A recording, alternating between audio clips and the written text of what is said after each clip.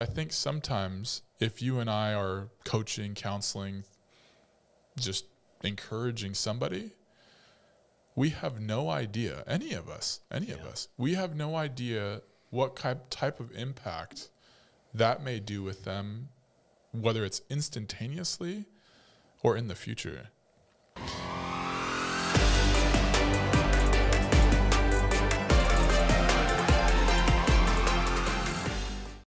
I am joined today by David Kinney, and I'm really excited about this interview, Dave, because it's like we have just begun a relationship, but there's so many things about the way we have conversations with each other that are so, I think, pleasurable and unique because there's some things that we share, and I just have loved those conversations, and I'm really looking forward to being able to bring those conversations to other people and maybe open things up a little bit.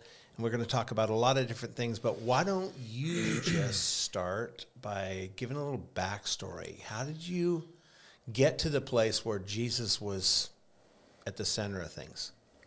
Well, I think to kind of go into that a little bit, it's basically the testimony of kind of where I've gotten to be where I'm at now, which is intertwined, which I think is kind of one of the main topics of where you're wanting to get to, of how you merge or put together ministry and business. And so if I can go back to, like, I guess when I was a kid, I grew up in a Christian, kind of like a Baptist Christian household, and as far as I could really remember, I guess the real kind of big spot that I remember is we moved around a lot. And so my dad was a computer contractor, and so we went to four different middle schools, 4 different high schools, and it was really hard to kind of find myself of who I was, because I didn't really know what I wanted to do or be. And so what I would do is each school that I would go to, I would see what the popular kid, how his personality was, how he interacted with people, how he would joke around, what he wore, because I wanted to be the popular kid. So, but in the moving around, there was this was probably at the age of 8 or 9, somewhere around there. My grandpa, we used to, what's the raise? I don't know if that's raise flowers in our backyard. That's not the right word. Farm flowers in our backyard, whatever. They were roses, and so he would cut them during the spring or summertime, whenever they come out. I don't remember, and then we would go out on the corner of a street, and it was my grandpa, and he only spoke Spanish, and then it was myself, and we were selling roses at the corner of a street. It wasn't even that busy of a street either, and we'd sell out. And but doing that little thing, I didn't have a job. I didn't understand really kind of how money worked, but I understood that money bought things or can buy things. And so, and that was kind of an interesting concept at the age of 9, but that season only lasted for so long. And so, then there's no roses. But at that moment, or at that time in my life, we lived next to a golf course. And so my brother and I, we would go out in all different seasons, and we'd ride our bikes and stuff, in the rain or in the hot, whatever it was.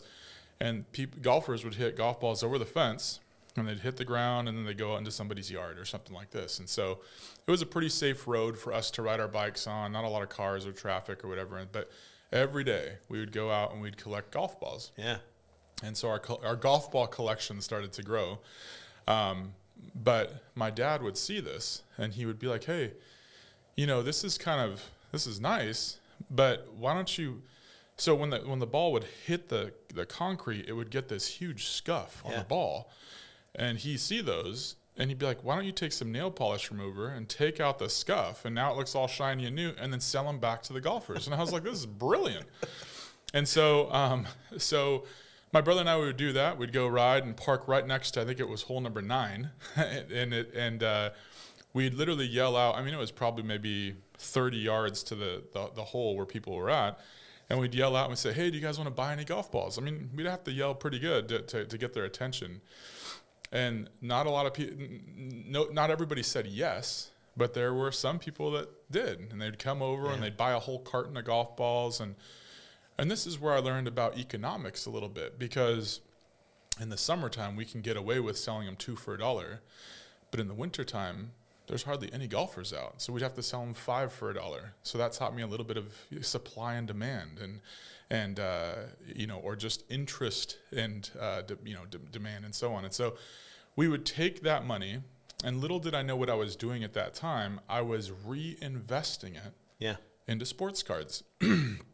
And there was this just kind of like a mom and pop little shop that had a garage, and they would just open up their garage during the day. And in there, they were peddling their wares of all of these different cards and stuff like this. And there were packs of cards, like sealed packs. So you'd open them up and you'd, get the random stuff or whatever. And so I was reinvesting it into that. And so my sports cards collection kind of was growing as I was selling golf balls. Yeah. Well, we moved. So now I have no source of income from the golf balls. How old were you when you lost your source of income? Yeah, exactly. I was 9. I think I was around nine-ish. You're going to recover. That's right. But what it did is, because I was reinvesting into sports cards, I now had a sports cards business. So my dad introduced me to the internet. And it was things called news groups. I don't know if your audience or you will even remember what news groups are, but it's basically today's equivalent of Craigslist. And so you would post out what you have, and there was no picture either. So it was like Emmitt Smith rookie card, score number 143, or something kind of like this, right? But the end user, if they're a collector, would know what this means. Even I would know what it means, And so I'd post out things out there on these news groups, and the way that it worked is we would ship at the same time, or at least that's how it was supposed to work. Yeah. It was just kind of like this common, everybody knew this. It was like a standard of this is what everybody did. And sure enough, I said, you know what? I want to take my cards that are only worth $1 to $5, and I want to trade up to cards that I really wanted to get that are worth like a couple $100s or higher, and trade all these little small ones for these nicer big ones, more rare ones that I've been wanting to collect this whole time. And so I did. Scaling your business. Scaling my business. I didn't know that this is what I was doing, but that's just what I was wanting and interested in to do. And that taught me that, what you just now said. Yeah. That taught me that. It helped me kind of understand how to trim the fat, so to speak, when it came to those types of things. Anyways, as I was getting older, my dad would ask, hey, you're getting a little older. What is it that you want to do for work? Are you wanting to go to college, business? What do you want to do?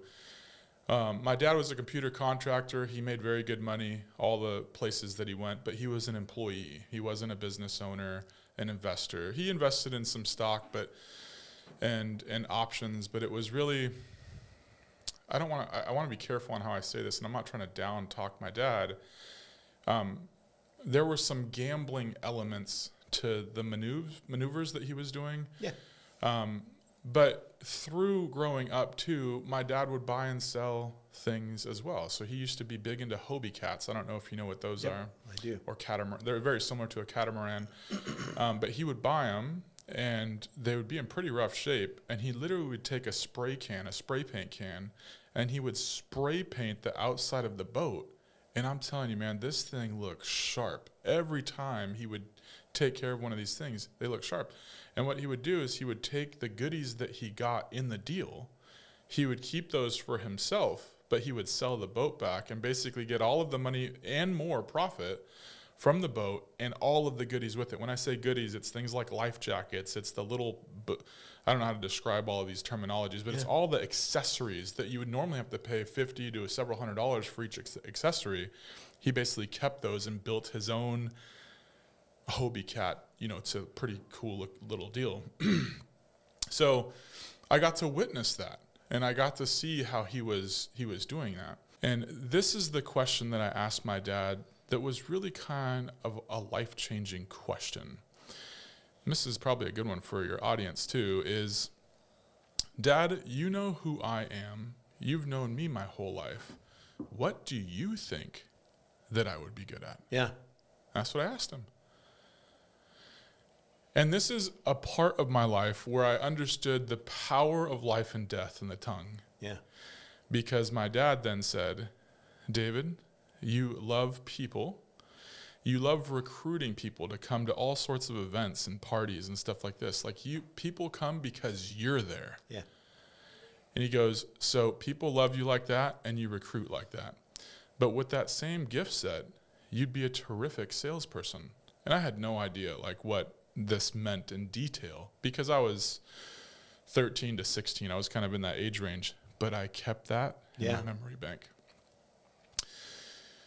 So we moved again, and I was kind of big into hip hop music, you know, all the bad stuff that I don't recommend people listening to, but I was into that, and I said, you know what, when I grow up, I think I want to be a DJ. And I had gone to a bowling alley, and I saw these guys playing all of the music that I like, and I was dancing to it and bowling at the same time, and I was like, man, that would be cool because you get to listen to all the music that you love, and you get paid doing that. Yeah. And so I was like, that's what I want to do.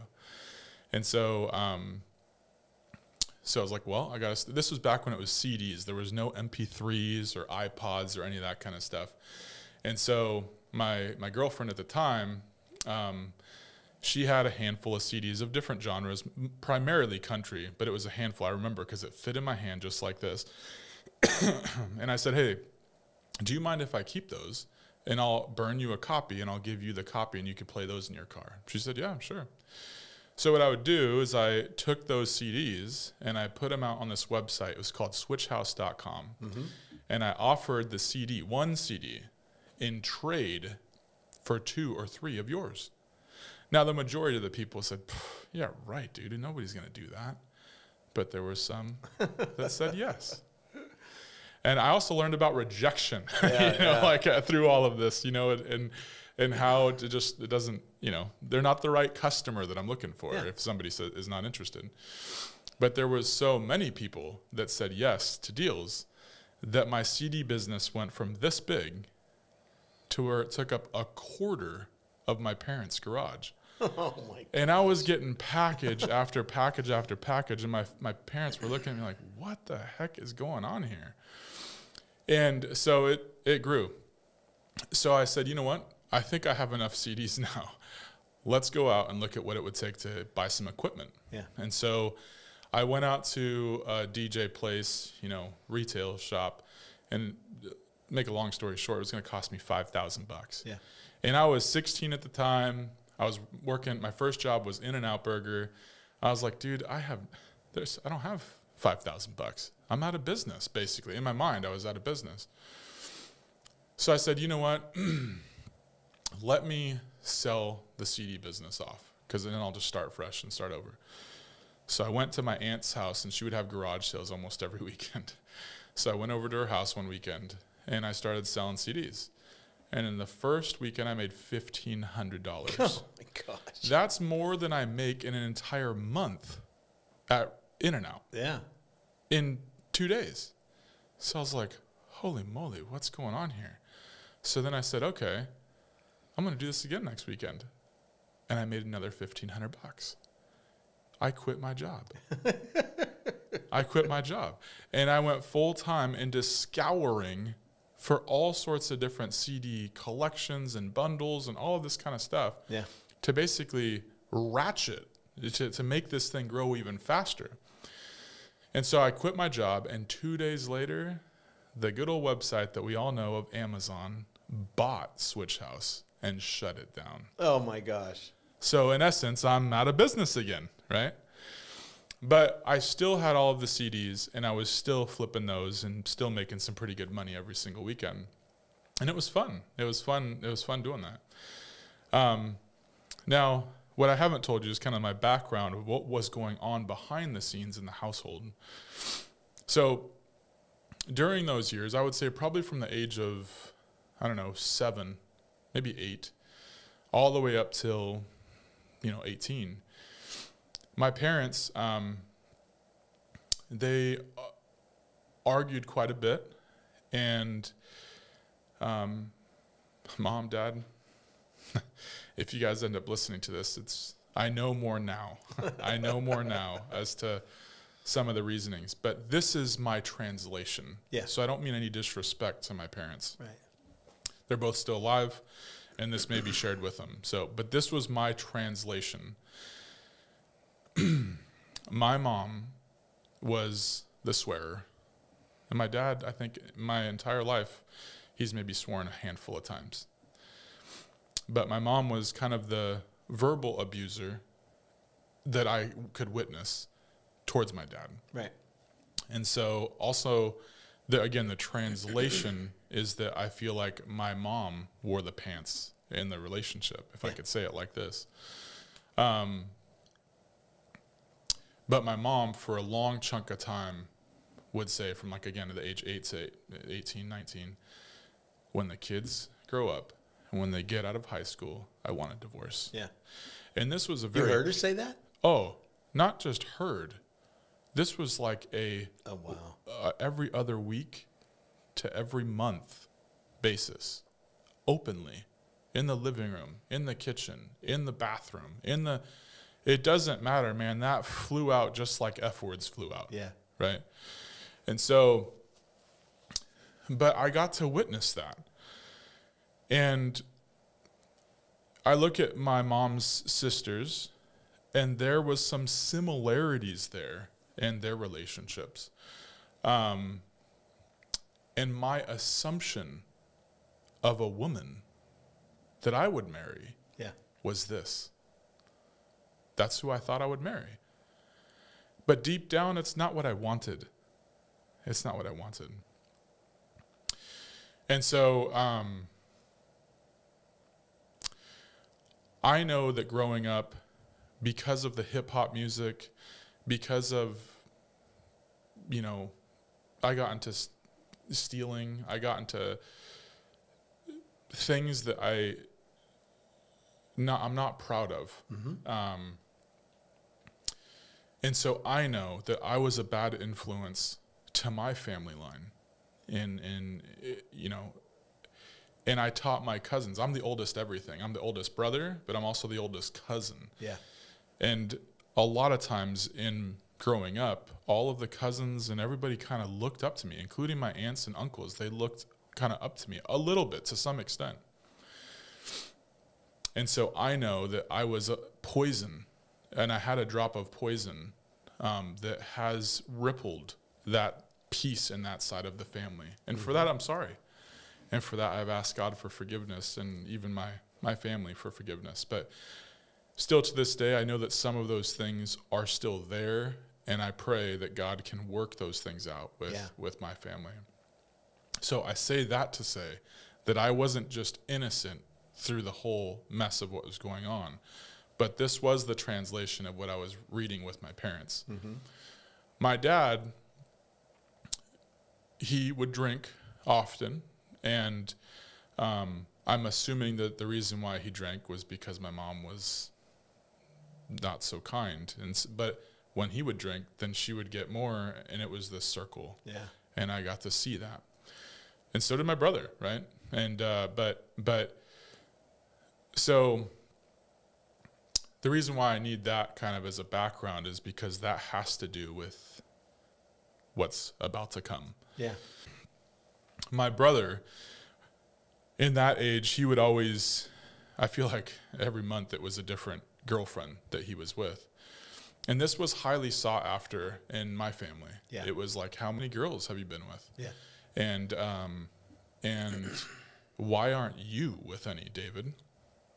And so one time my grandpa said, you know, what's up with you, man? Mike's getting all, in Spanish, what's up with you, man? Mike's getting all these girls and you got nothing. Are you gay? And man, I was struggling with pornography at that time in my life. I was struggling with drugs and trying to figure out like me. Yeah. But when he said that to me, coming from my grandpa, you said something to me. You gave me all these kind words that you said, and I told you before this interview even started. I said, "Hey, thank you for. You don't even know me that well, but those are very kind words, coming from and that it meant something to me coming from your mouth to me. Yeah. In the same way, my grandpa saying to me and asking me, "Are you gay?" Yeah. it made me question. It made me question, who am I? Am I gay?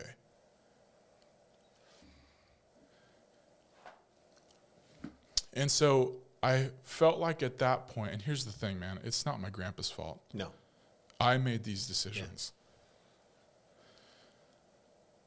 Yeah. I felt like I needed to prove myself to my family, to my grandpa, that I wasn't gay. Yeah.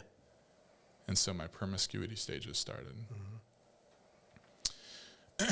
And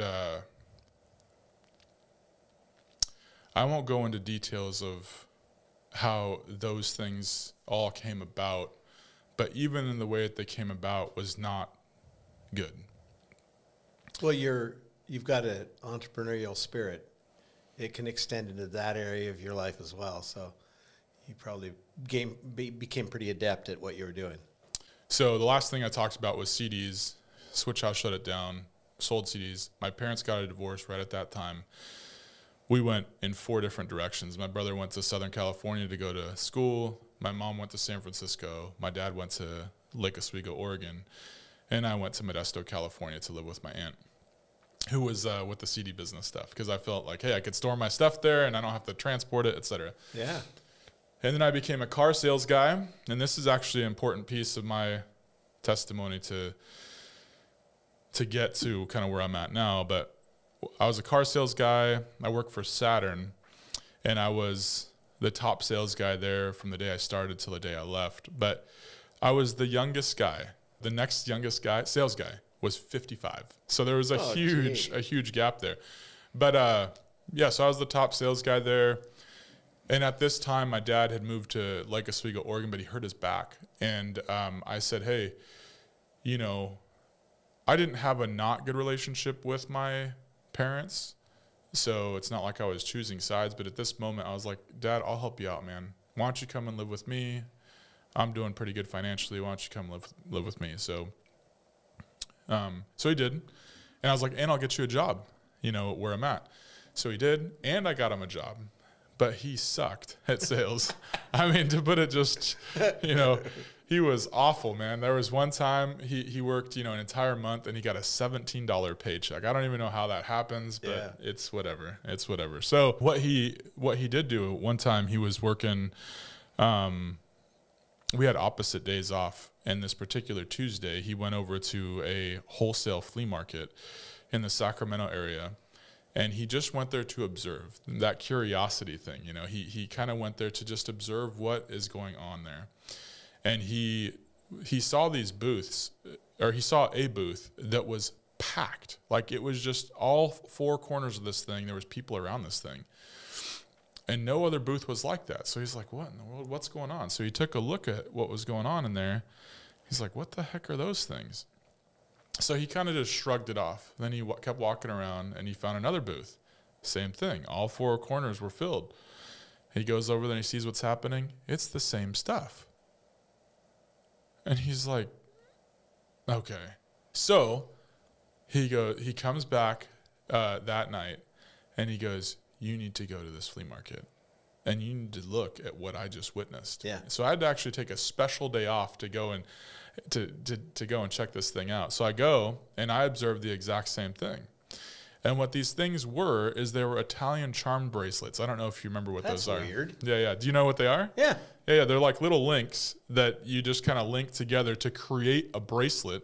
And typically it was for women. There was some men that wore them too, but and they were just all the buzz, man. At that point, they were all the buzz. And so I said, you know what? When my parents divorced, they went through a bankruptcy. So my dad had 0, my mom had 0. So really the money kind of fell on me. And I said, you know what? Let's throw $500 at this thing. So we did. And I remember there was enough charms that filled my hand. That's what $500 it was worth of charms. Yeah. And so what we did is we put them out on Craigslist. Didn't exist back then. So what we did is we put them out on eBay. And then we also put them out on a newspaper. And so, man, there's a funny story there, but I won't go into that detail. So anyways, on eBay, they started to sell for like double, triple 10 times on some of them the amounts of what we had originally paid. I was like, this is crazy. So we just took the money and reinvested it, and now the next purchase was $1,000, and we created these contacts over at the market. And so we would just go there every week and we would basically buy more stuff, you know, and we would take more pictures and we would put them out on eBay and do, the same ads and all of that. Right. And it was growing. It was growing. And so then what we said is, you know what, why don't we become wholesalers? And so we would put in every order, we would put a letter that's basically said, hey, if you are interested in selling these yourselves at one of your shops or whatever it is, contact us and we can sell to you wholesale. Well, that changed the game, man. Yeah. That changed the game. I remember the part that really changed the game was in the same way that I made more money in 1 month selling CDs than I did at In-N-Out Burger. And I did that consistently and then I quit. The same exact thing happened in the charm business. I made more money in 1 day than I did an entire month. Wow. As the top sales guy. Yeah. So that was pretty early on. That was pretty early on. So we're going 21 to 29. Yeah, I'm sorry. I was in that space. Oh, that's what I'm saying. There, I think a little context is needed in this range, business-wise, entrepreneur-wise, to get to where I'm at now. And even the whole talking about Jesus and all of this kind of stuff, because back then I was not into Jesus. I didn't have any relationship with that whatsoever. But so we pulled, I remember this. We could live anywhere that we wanted in the whole world because our income was ridiculous. It was ridiculous. And so we pulled out a map of the whole United States. No. And we literally looked at Hawaii. Funny. We looked at Hawaii. Yeah. We wanted to live in a place where it was green, trees, rivers, lakes, water, etc. So we looked at Hawaii, but we were like, well, we kind of don't really like an island. Then we looked at Michigan, and we thought of Michigan because of the land of 1,000 lakes. I forget that saying, but it's something kind of like this. But it snows, and I'm a California guy. I was born and raised in California, so I don't even know how to drive in the snow. I'm one of those guys.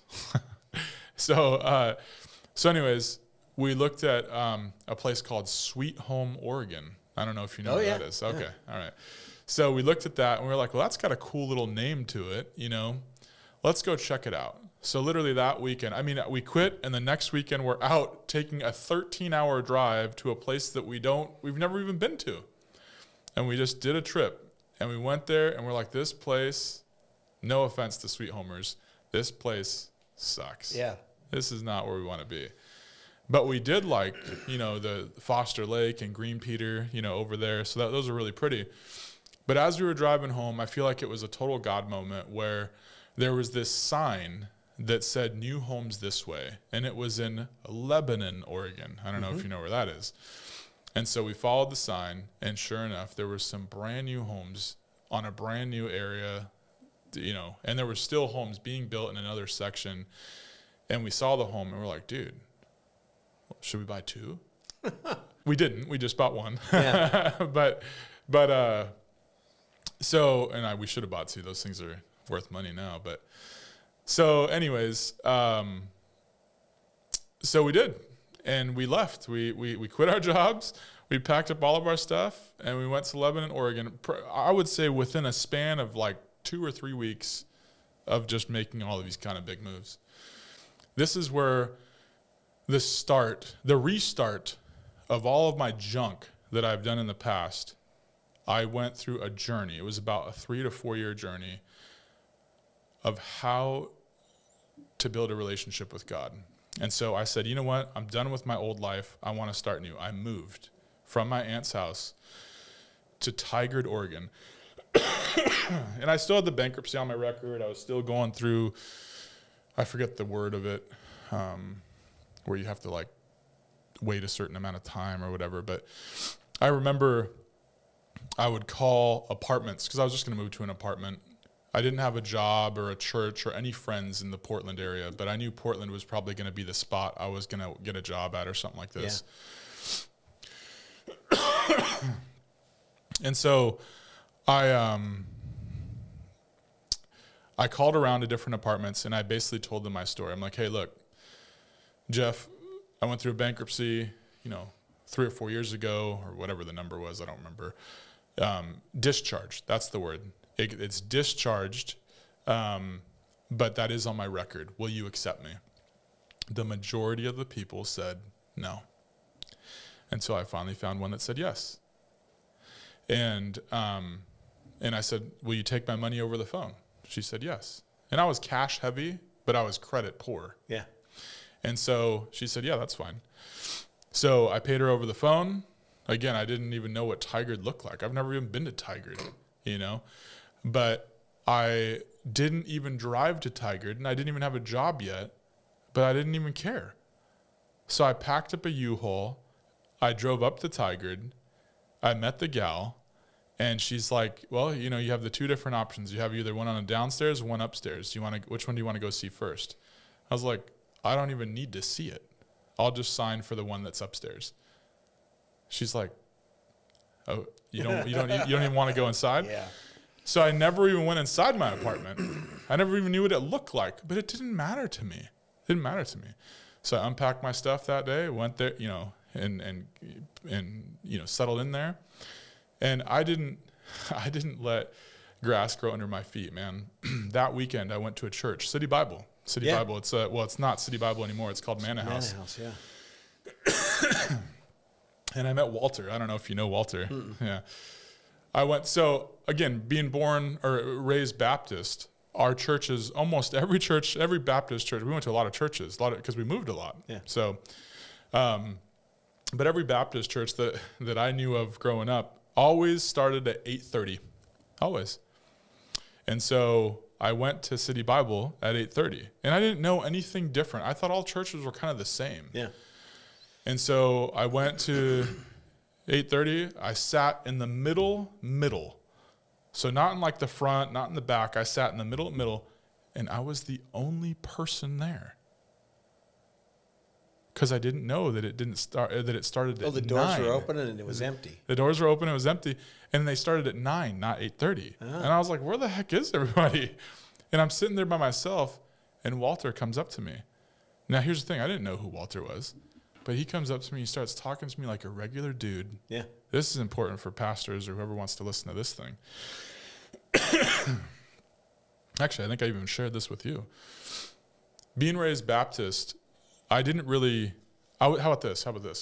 I was intimidated by pastors because I always thought that they had it all together. Yeah. I'm over here in this sinful mess that I'm doing, in this sinful life that I'm living. I can't hold a candle to these guys. These guys are righteous. This is God. Like, that's just kind of what I thought, And so Walter comes over to me and starts talking to me like as if he's known me for forever, kind of like you, how we kind of first met. And I was like, this is kind of cool. And I said, hey, I just moved here. I want to get plugged in. He goes, oh, we're doing this thing, right after church. I was like, you don't even need to tell me the details. Just tell me where to go and I'll show up. And I did. And he's like, well, we have this other retreat thing going on for like young adults that's on this weekend. And I was like, I'm in. And then there's also a Tuesday group that's kind of for people your age. I'm in. What in the world does the Lord do with somebody who doesn't need anything, who's resourceful, who's independent, who asserts himself, who initiates things without an invitation? What does God do with somebody like that? Let me put it this way. God doesn't like being frosting. Oh, okay. He likes being the whole cake. Yeah. And I guess this is where I think the context or the background was necessary to get to the crescendo here. So I get plugged in. One of the pastors reaches out to me and says, hey, you're a leader and you should lead a small group. And I'm like, and I was still struggling with, I would pray for you, Jeff, at church. I'd pray for you. I'd pray for you, and then I'd go home and smoke a blunt. Yeah. That's what I was doing. I'd go home and I'd watch pornography. I was living a double life still. And yet I wanted a Christian wife. I prayed for somebody who's a pastor's daughter. That's who I wanted to marry. A pastor's daughter. I mean, that's pretty intense to just go straight for that. And yet here I am doing all this silly stuff. Yeah. So anyways, it took a while for me to finally say, you know what, man, God, I said this prayer so many times, but God, I mean it this time. I'm like, I'm done. Like, I don't want to do this anymore. And so a couple weeks went by and I stayed straight. No silly stuff. I stayed on a path. And I reached out to my pastor and I said, hey, I'm ready to lead a group, but I want to lead a hike. And it was kind of like my safe zone. It's like, I don't know the Bible that much. Yeah. I don't know how to pray that much. How much trouble can you get in? Yeah. How much trouble? That's exactly right. And so we did. And he invited all campuses. There's 4 campuses at City Bible. And so he invited all campuses. And I had no idea who was going to show up to this thing. I thought if it was just going to be one person, it's like, I don't really care. I'm going to do this hike regardless, 20 people showed up to this event. I was like, holy, and like the majority of them I'd never even met before. Yeah. Cierra was there. And that was the first time I ever met Cierra. And when I met her, and this isn't just her Cierra, this is every Cierra that I met. Yeah. I shook her hand and I said, Cierra is my favorite girl's name. Someday when I get married, if I have a daughter, I'm going to name her Cierra. Yeah. And little did I know God had a different plan, that Cierra was going to be my wife, which that's pretty cool. So anyways, I won't go into all of those details, although that is a pretty cool story too. But Cierra and I, we got married exactly 1 year later after that hike. And it wasn't like, I didn't look at her lustfully. I didn't look at her like she's my wife or whatever. It was I wasn't interested in that, Well, she told me that. Yeah. When we talked the other day, you were very respectful. Yeah. She had grown up in a very conservative environment and was leery of foxes like you. Yeah. And so she was like, I'm not going to be like most of the girls that you have known. I'm going to be different, and I need you to respect that, and you did. With Cierra, when we were dating, I basically told her all of my background right out the gate. Yeah. On our like 3rd date or whatever. But my thought was this. I was like, I was 33 at the time, and I'm like, you know what, man? I was 32. And I was like, and she's 7 years younger than I am. And I'm like, you know what? I'm not here to waste your time or my time. And so I think it's important for you to know what I have done. It doesn't mean that that's who I am anymore. But I think it's important for you to know what I have done, because if it is a deal breaker for you, honestly, there's nothing wrong with that. That's okay that it's a deal breaker, but let's break it now. Let's break it now. And so I was purposefully scaring her away. Mm-hmm. That's exactly what I was doing. Or at least being honest to her face. Yeah, yeah. Because I didn't want the emotions to come into play, and then all of a sudden a year later things don't work out. It's just why on both sides. And the next person I was going to meet, I was going to marry. Like I was done with the lustful stuff and the messing around. I was cherry picking, and so anyways, we went through that, but through all of this, and actually even with Cierra, this is the cool part. I've listened to the Bible. I'm like an audiobook kind of a guy. Yeah. But Cierra and I, while we were dating, some of our dates, how about this? Let me say it in other words. Every day we were reading the Bible. Sometimes we would read, several pages, and then we would do like a little Bible study. Sometimes we would literally read one sentence. I'm saying this or sharing this because of more of the importance of the learning the Bible than just crashing through it and just slamming through it, right? So we were actually dissecting this thing, and I could tell you this, man. It was growing our faith, and it was growing the relationship, and growing really, and even showing the lead, like me kind of leading in this way. Yeah. And the foundation. Which was important to her. Yeah. She wanted more than anything else to be a husband, to be a spiritual leader. And so did I. Like I wanted a spiritual wife. And believe it or not, because she has read the Bible and she was raised in the way that she was raised, I felt a little intimidated because she knew a lot more than I did. And so there was times where when we were dissecting the Bible, she would actually give me more context to have a better understanding, which was amazing. Amazing. But to be able to grow and learn that together, to build that as a foundation of a marriage while you're dating, priceless, man. Priceless. When you're asking questions and wondering about situations and, you know, walking through a flea market and noticing the things at the different tables, what are you looking for? Let me answer your question by giving you how I can merge the two. Yeah. Or how I've been learning to merge the two. When I was the top sales guy, I didn't care about Jeff. I cared about selling a car to you regardless if you could make the car payment or not. Whether you wanted it or not. So I was slamming that thing down your throat, and I didn't care about you as a person. I cared about my check. I now look at things differently now. I look at Jeff as he is a soul. And God tells us to love one another and to love people. And even when my dad said, you love people and you love recruiting people and you love being with people, I still feel that same way today, but it's a lot more escalating. Yeah. Now, I educate Jeff on a product. I educate Jeff on how something works. But I build a relationship with you, and I can care less if you buy the product. Right. Now what happens is I'm curious about how Jeff works. I'm curious of who Jeff is. I would like to get to know Jeff. Now, here's this thing. There are some times where I'm on the phone, and some people I can get there easily than others. Sometimes there's people I talk to, and it's literally just a means to an end type of a conversation. Yeah.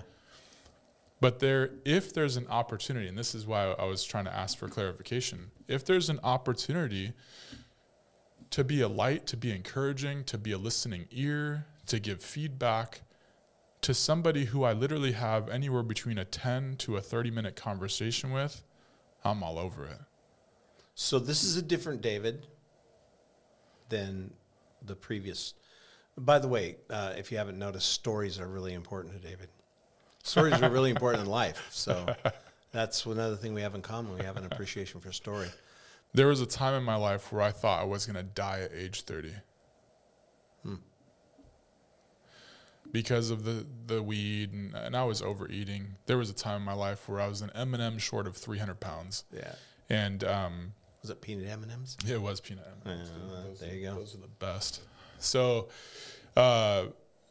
but to be where I'm at now, even before Cierra, the fact that I'm still alive, man, it's just crazy, man. My interest and curiosity and care and love for people, even though, like right before Cierra, even though I was still doing silly stuff, I still meant the prayers. Yeah. I still meant the encouragement that I was sharing and loving with other people. So I still meant all of those things. Yeah. Yeah. Were you aware of what was going on? Like, if I was a person that you were talking to about a relationship with God and you were trying to explain to me how he can transform a person and using your own experience, what would you say? How did he transform you? And how could you tell another person, oh, you have no idea what he can do? I think that each person is different. Mm-hmm. And each person sometimes just takes time. My dad planted a ton of seeds in my 20s. But to be honest, in the same way that I didn't care about school, I didn't really care about his seeds. Yeah. But I still remembered them. And then 9 years later, I started to implement them. And the reason why I'm sharing that is because I think sometimes if you and I are coaching, counseling, just encouraging somebody, we have no idea, any of us, we have no idea what type of impact that may do with them, whether it's instantaneously or in the future. But you and I have the option to do that. We can tear somebody down with our words probably easier instead of being more purposeful and bring out and call out the gold and give a person permission that them having that gift or talent is wonderful and it's beautiful. I think sometimes people don't even notice or understand the gift that they have. I think sometimes they think it's a given. I thought this way. That it's like, man, everybody knows how to invest. Everybody knows how to turn this cup into a car. Everybody knows how to do that. But that's not it. Everybody's got a different gift. Cierra, she's very very artistic, and she could paint stuff that's incredible, man. Like I'm like, how did you even like? You literally had that image in your head, and now you painted it that it actually looks so beautiful. And she does watercolor. Like even that's even more crazy is watercolor. And she still fades. You got to see some of her stuff, man. It's crazy. But the reason why I'm sharing that is that everybody has a masterpiece. In the same way that she can create a masterpiece with watercolor, my palette is maybe more financial, right? My palette is the curiosity. My palette is personality or personal skills. I'm not discounting anything that's Cierra's doing. I'm just trying to give an example, a metaphor, so to speak. Somebody can be a great mechanic or somebody who's hands-on and can build things, you know. But the reason why I'm saying that is I think that sometimes people aren't aware of their gifts, or they don't see them as a gift. They just see it as I'm good at it and I enjoy doing it. Well, that's fantastic. So then and this is where I had to ask myself the questions. This is great that I have this gift, business and money and all this kind of stuff. But God, how can I use this to grow your kingdom? Right. And I know that in the Bible, there are money people in the Bible that basically help Jesus with his ministry and stuff kind of like this. I understand that there's money people or whatever, but I wanted to be more personal. I wanted it to be more individual. When I first moved to Tigard, there was 3 men that I had met in different paths. One I worked with at Best Buy, one that I just met at a retreat, and one that was a part of my small group. Right. And I remember the one that I worked with at Best Buy, he saw me interact with women, and he was like, you are just so easy to just talk to anybody. Can you come to the club with me? And he was a good-looking dude, and he said, hey, you get the gals, and I'll come and swoop in and talk to them. You know? This was his thought. Wow. And I said, I am not a club guy. Yeah. Like, the answer is no. And I was going, to church and stuff like this, but I invited him to church and stuff. But he had a child out of wedlock and little girl. And the dad of the daughter didn't like Brian. Yeah. And so there was a second time he invited me out to the club. It was a Wednesday night. And I said, no, man, I'm good. I'm good, dude. And he was kind of pushing me. I get a text from one of the other guys I work with that night. He's like, did you hear what happened to Brian? I was like, no. Like, what happened? He's dead. Whoa. He's dead. His father-in-law shot him in the face 5 times in broad daylight in front of a Walgreens. The second guy I met at a retreat center, at a retreat, a church retreat. Super fun guy, very bubbly personality, very athletic. And you could see he loved kids and just loved spending time with kids. Well, what he did for a living is he would do hikes with like younger kids, so like 10 years old, right in that age range like this, and he would do that.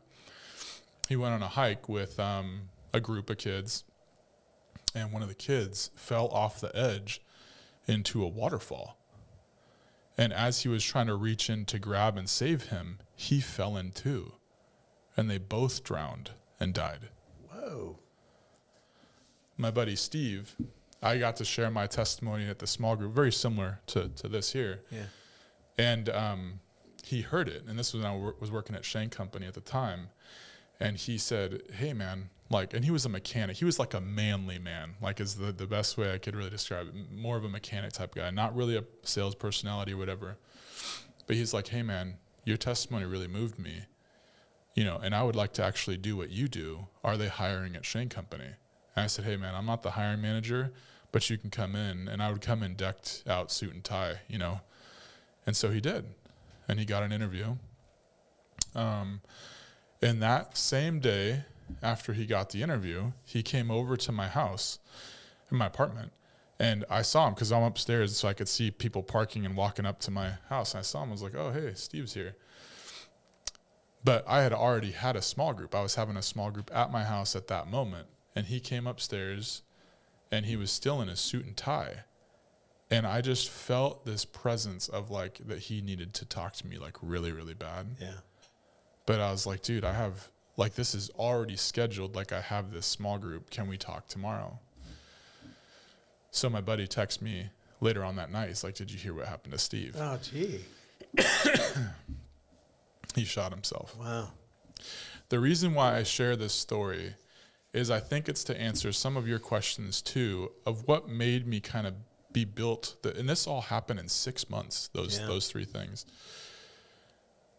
I have now gotten to the point where I don't know how long I'm going to know Jeff. Yeah.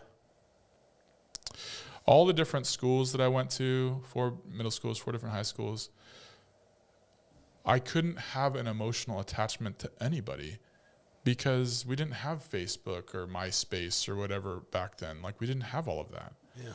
And so the staying in touch with people, I didn't know how to do that. Like, there wasn't a thing or a way to do that.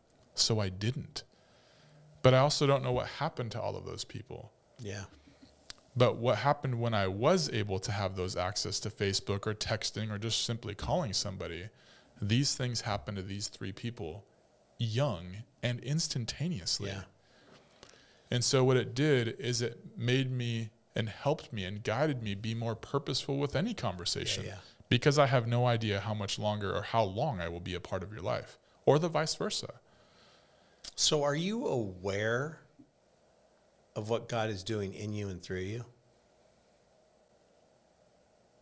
I can't believe how blessed I am. All the stuff that I've done, the people that I've hurt, to be where I'm at now. It's incredible, man. It's humbling.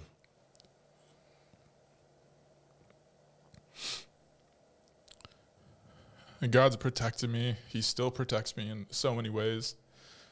And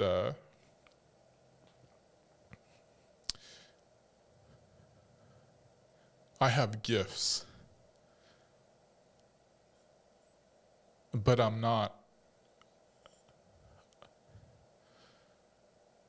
I'm just not that good. Yeah. Like, God through me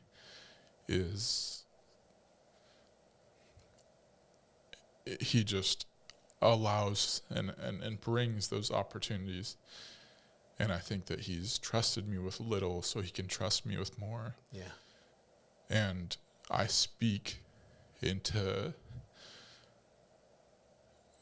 my own life, into my family's life, very openly, in front of them, purposefully, to allow room for growth, to allow room for God to come in and use us in ways that perhaps can be uncomfortable sometimes or comfortable. David, you are really accessible, and it's funny because I think that there are some people who don't even realize that, because they see you from the outside and they don't move towards you because they're a little intimidated. You're not intimidating at all. You're really welcoming and encouraging, and you can give it as well as you can receive it. It's really good. What would you say to somebody who just feels like there's more, and they don't want to settle for what they've experienced already? They want more. I think that there's at least for me, there is there have been moments in my life where I'm afraid to go down a certain path. And there's lots of variables with it that prevent me from doing that. And here's the thing, I got to be careful on how I say this. But when you mix the gift that you have, and if the thought behind what you are wanting to do is for the better of people, mm-hmm. I don't think that is purposefully on your mind for no reason. Yeah. And so whatever the fear is that prevents you from doing that is a great area to learn how to be more faithful with Jesus on your side. That's really good. And through you going through that hard moment or hard space builds your faith in God. But believe it or not, I don't even think that the end goal of what you're trying to get to is what God even wants for you. Yeah. He wants to know if that you'll be faithful and still have faith in him to take you through it all. And the amount of things that you'll learn from just taking that one step of faith is priceless. Yeah. The fear is the thing that the enemy wants you to believe so that you could not go there. So I think that if people could wrap their head around, and I know I'm making it sound very simple, but whatever that thing is that's in their life that is for the better of others, not just for the better of yourself. And I'm not saying that that's bad. That's not what I'm saying. But if it is for the better for others, that is on your mind for a reason. Yeah. Even doing stuff like what you're doing right here, Jeff, and creating space for people to have conversations like this, and you putting up all of these types of things and kind of thinking of these ideas, and who knows what happens to somebody else in this world. Yeah. That this could be not just our message or conversation, but others who you interview. Yeah. Who else could this impact? Even if it was just one, the entire thing was worth it. But what has it taught you along the way? Yeah. Well, every encounter with people, I realize more and more and more that God's after our character more than he's after production. So when you ask for more, I think what you're really asking for is, God, you can mess with my character. Mm-hmm. You can make me a better person. You can make me more kind. You can create humility in me where there needs to be humility. You can also make a lot of money through me if you want to, or you can be very influential through me. Mm-hmm.